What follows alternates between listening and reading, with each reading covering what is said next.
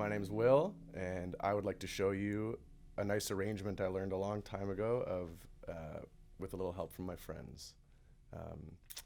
I learned it from somebody named Ted Greene, who changed my life with the guitar for a while. You should check out his website. It's tedgreene.com, and you could spend your life on there with all the beautiful arrangements he's written up. So I think this one I chose to show because it's kind of what I take to be in a place where if you're kind of tired of your campfire chords, kind of tired of your bar chords, it's hopefully going to show you how to play something that feels self-contained and a little bit of melody, a little bit of chords all at once. Basically, it's made up, the verse section anyway, which we'll talk about first, is made up of 4 triads, which are just 3-note chords. So we're dealing with small chords. Hopefully they're easy on your hands. And we're going to start with just learning those, and that's the first thing you should practice. So the very first chord is all at the 2nd fret here. It's actually just an A chord that you'd see at a campfire.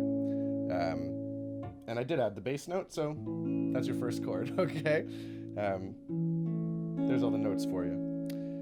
Then we move to this E chord, but instead of playing like this, I played an E chord up here. Okay, so there's our first 2 chords. Try that a couple times. Now we have 2 more. Okay, we're gonna play a G, which is kind of, I'm looking at it from this bar chord, but instead I'm just gonna take a fragment, because we're dealing with triads, 3 notes. And that's the fragment of the bar chord. So it's just the 5th fret there, the 5th fret, and the 4th fret. D, G, B. So now we have 3. And our last chord looks the exact same as the second one, but down 2 frets. And that's our D chord. F sharp, A, D. So the first thing you should do before trying to add the melody is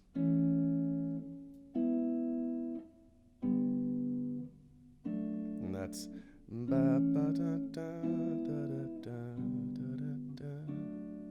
okay. So now we're going to add the melody. It's a simple melody. It's the very first part. And then it walks back down. Okay, and that's going to take us through the 4 chords. So we have to go.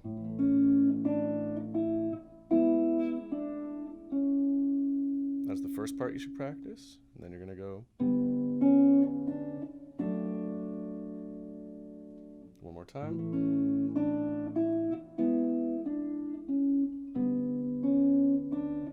It's worth mentioning I'm playing the song in 3/4.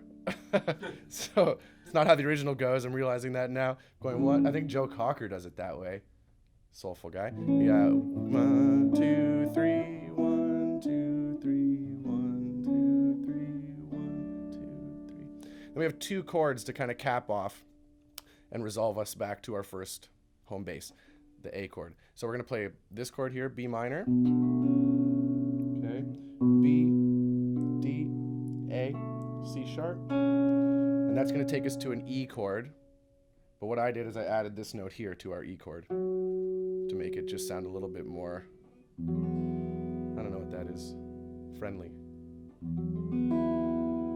And once you do that, have those 2 chords down.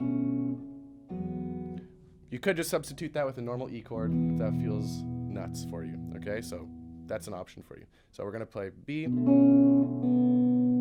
There's our melody. E. So. And then back to A. And I think I played it with this, again, that same kind of pretty sound that I liked with the E.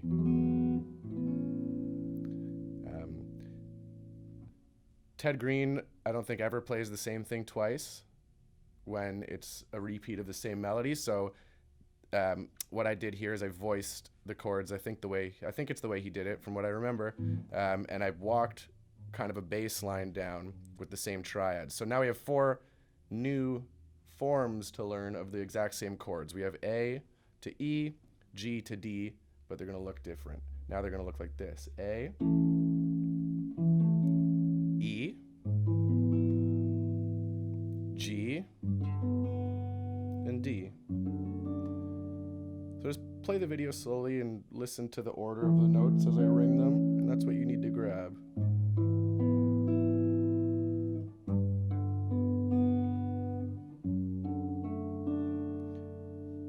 going to string our melody through that as well. So we have, it's the same melody, but I've relocated a bit to have it make sense for the new chord I'm on.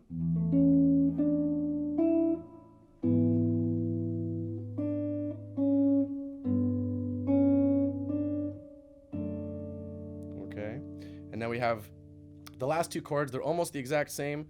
All I've done is changed this bass note here, the 2nd fret, and kept it on the low string and moved it down to the 1st fret, so we get this sound, which is kind of gritty, but in context I think it sounds nice. So we have same melody and then an E chord, and then back to our A, and that's the verse.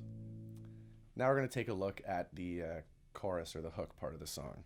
Okay, and there's only 3 chords to that, so it should theoretically be easier than the first part. We got to play a G, a D, and an A. Now instead of us going, which is maybe what you're used to, I don't know, maybe you're not, but we're going to voice it, I think, in a way that's just a little bit closer together. So we're going to play our G like this. You've already seen this one. We have G, then we have a D, and we have our A. So those 3 chords are so close together, they almost share the same frets.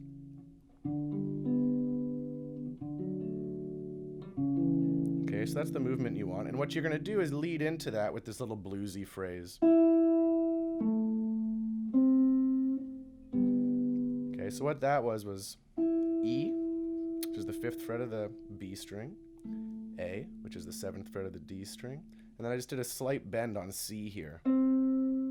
That's kind of the bluesy flavor. Okay, so we have this little phrase, and that leads us into our G chord. Now the rest of the melody is almost just anticipating the chords that are coming. So as we're moving to this D, notice where that top note goes. Well, we're just going to make that top note go before the rest of the chord melodically. So we're going to get,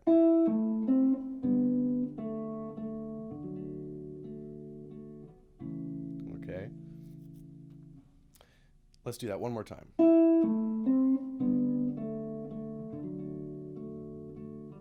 And I just like these little chords here. They're pretty. They're close together. You can hear the notes falling and relaxing in their new places.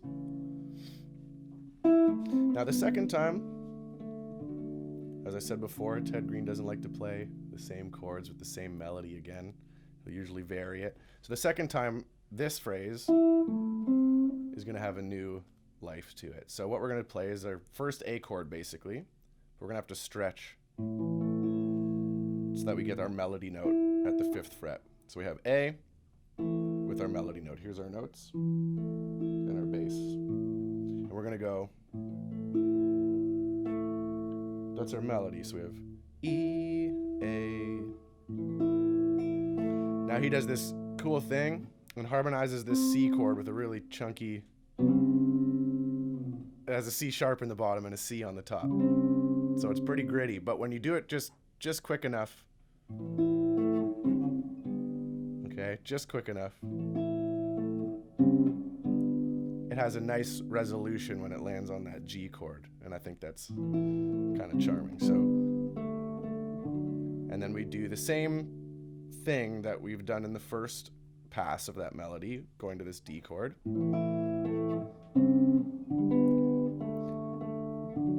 And then he does the same kind of bendy resolution into our A. So that was sort of like a D7 into our A. So that second phrase is,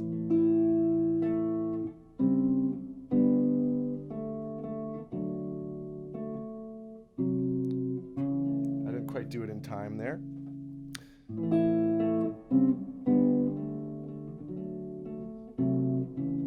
Okay, and then there's one more that we got to do.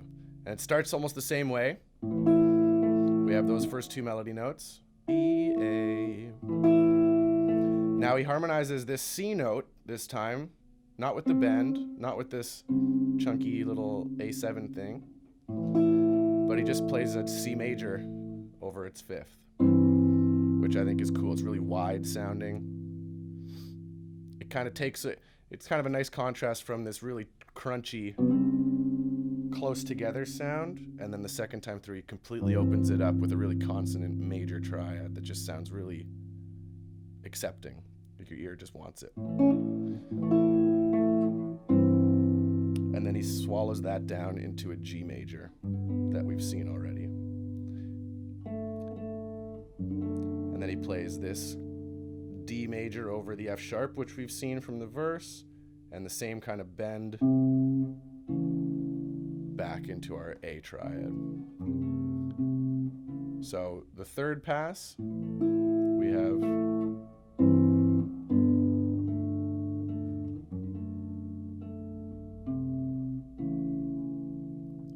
so let's do the whole chorus really slow.